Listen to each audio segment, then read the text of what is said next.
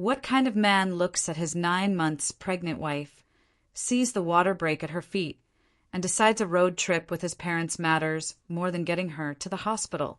Stay with me as I unfold this shocking story, and please don't forget to subscribe and leave a comment. It truly keeps me going. My name is Nia Carter, and I had learned to breathe through disappointment the way swimmers learn to hold their breath underwater. I was 9 months pregnant with our first child. The nursery smelled like talcum and new paint. The crib stood like a promise. My husband, whose name is Terrell, treated promises like outfits. He wore them when it suited him and tossed them on the floor when it did not. We lived in a quiet apartment complex on the east side of Charlotte, close enough to hear the morning buses and the Thursday lawn crew, far enough to pretend we had privacy.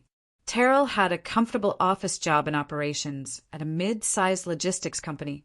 He had weekends off. He also had a habit of spending those weekends at his parents' home across town. He said they needed him. I cooked and cleaned. I did the grocery runs with this heavy belly and a smile that felt stapled in place. I pretended that the ache in my back came from the baby and not from the weight of doing everything alone. I kept a blog. It was simple. I posted photos of my breakfasts, the tomatoes in the planter box, the little blue baby socks I folded at night. Friends left kind comments. Those comments braided into a rope I used to pull myself through each day. Terrell said blogging was a waste of time, but he did not notice much unless it displeased him. He liked to say that pregnancy was not a sickness. He said his mother had stayed busy right up to the minute her water broke. The evening before everything broke open, I made turkey meatloaf and washed the kitchen twice. Terrell came home with a face that warned me not to ask questions. When he saw there was no cold beer, he raised his voice. He told me to walk to the corner store. His words slapped the air. I told him that my back hurt and my feet were swollen. He said his mother always believed it was healthy to move around during pregnancy. I put on my shoes because I knew that arguing would only make him crueler. On the way back, I ran into our neighbor, Ms. Joy. She was a soft-spoken black woman with eyes that watched and remembered. We often talked on the sidewalk about azaleas and produce sales. That night, she saw the way I held my belly and asked if I needed help. I said I was fine. I said I would be fine. The next day began with Terrell acting like the night had not happened. He ate. He left his plate in the sink. He said he had a busy day. He said he might not be home for dinner. I cleaned. I napped. I wrote one short blog post about the way the baby kicked when the morning light reached the curtains. I told myself I could live with indifference as long as the child arrived into a room that felt safe. At 6 p.m, Terrell came back and announced a plan. His parents wanted a family trip to the mountains for 2 nights. He said we were going next week. I reminded him that my due date was next week. He told me to stop being dramatic. He said pregnancy was natural. He said his parents had already booked a rental house. I felt the baby shift as if the child recognized a storm.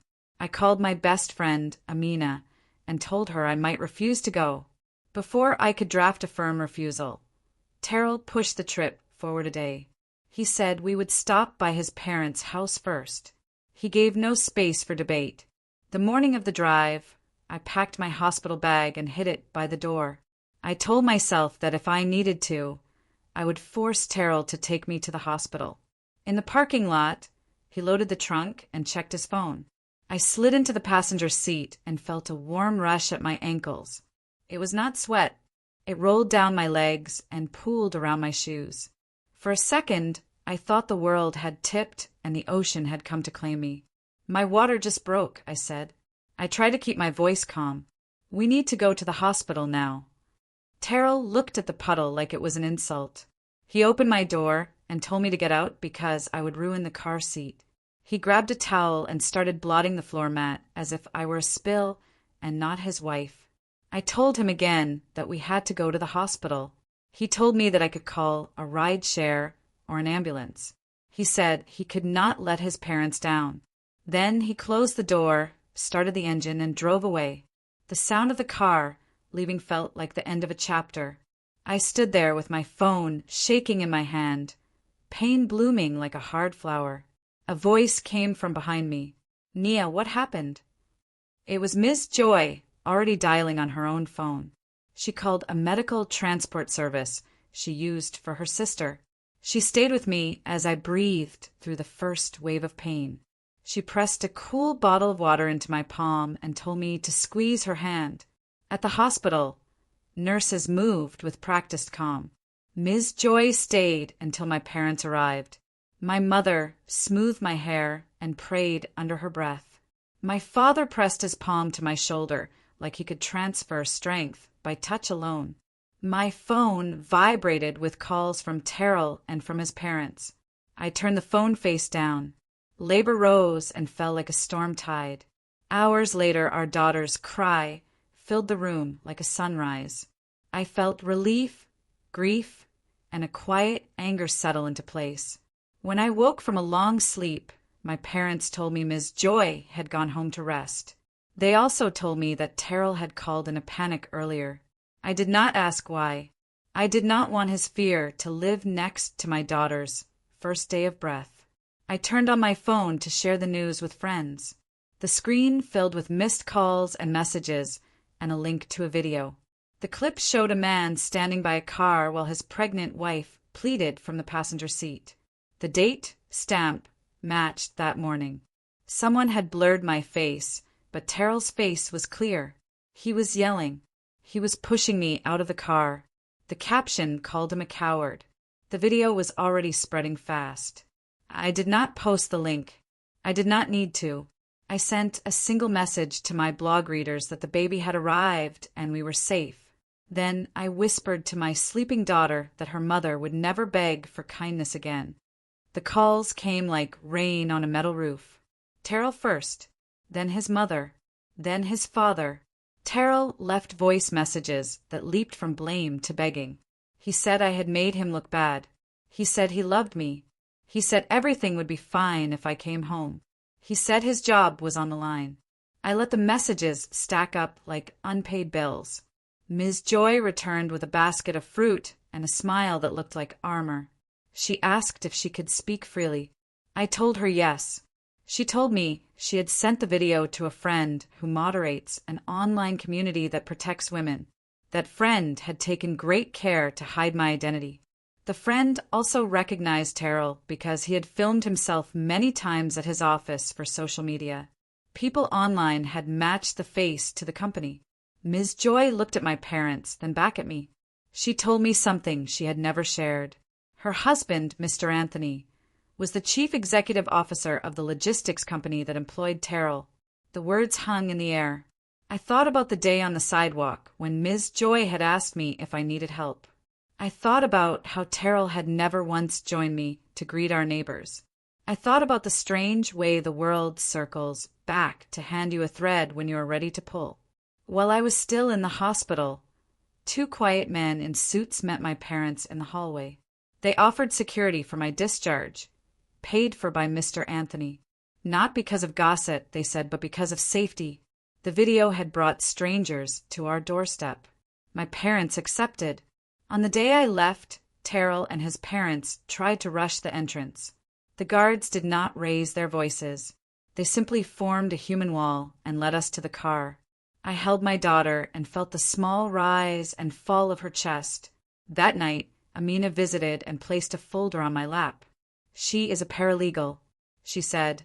"You have more strength than you think, but strength works best when it is organized."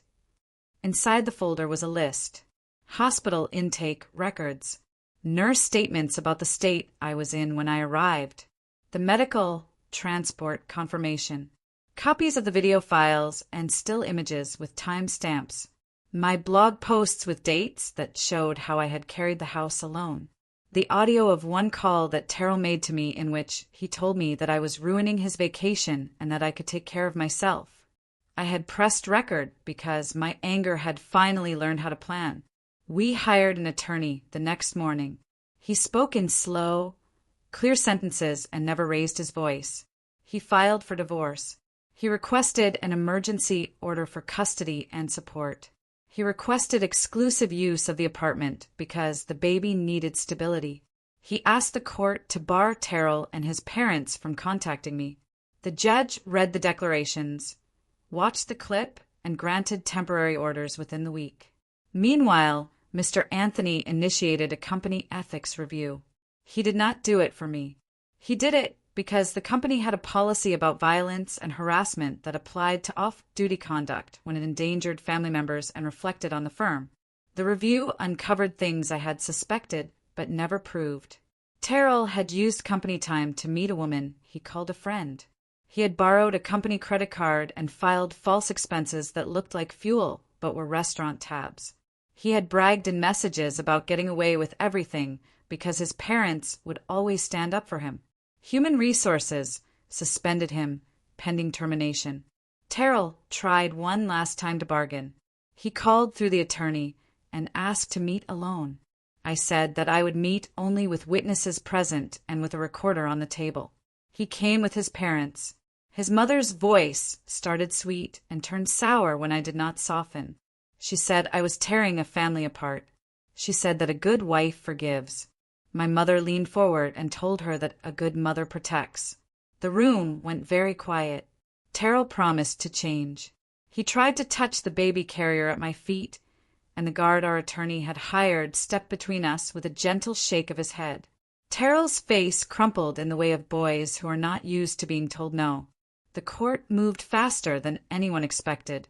The judge awarded me primary custody and ordered support.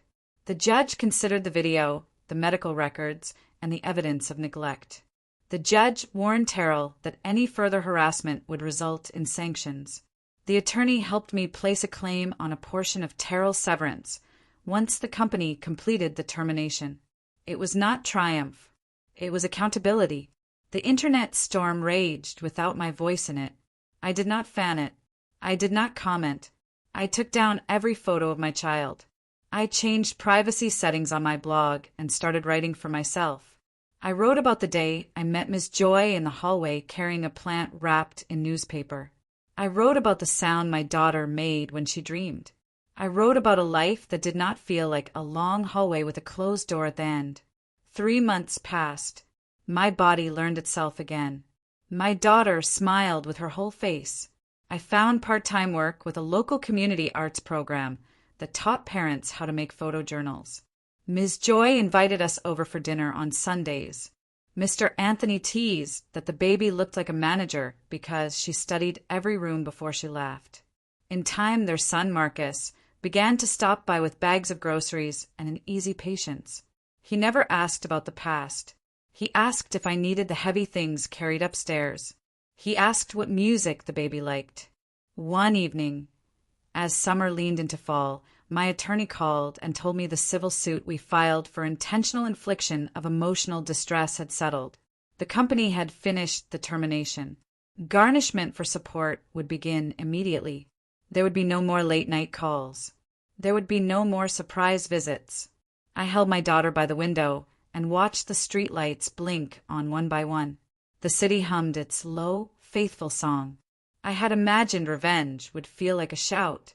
It felt like a door, closing softly. It felt like peace that did not ask permission to stay. The final twist was not what happened to Terrell.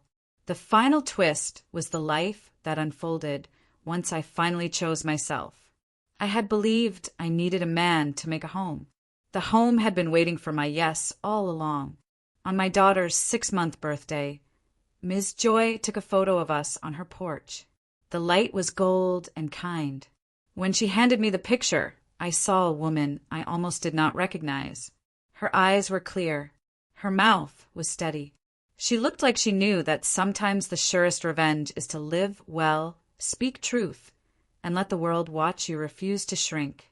Thank you for watching till the very end. It truly means a lot, and please subscribe to my channel.